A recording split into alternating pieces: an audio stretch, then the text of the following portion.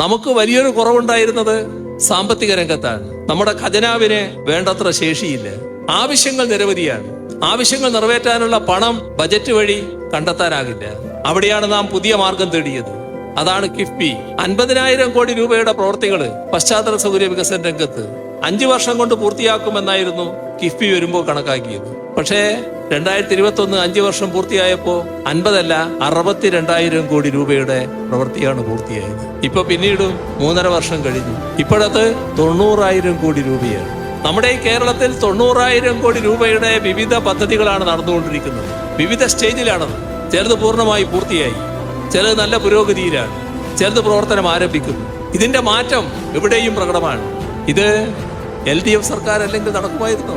എന്നാൽ കിഫ്ബിയെ തകർക്കാൻ കേന്ദ്ര ഗവൺമെന്റ് നടപടി സ്വീകരിക്കുന്നു.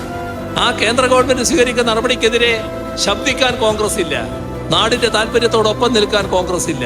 ഇതാണ് നമുക്ക് കാണാൻ കഴിയുന്നത്.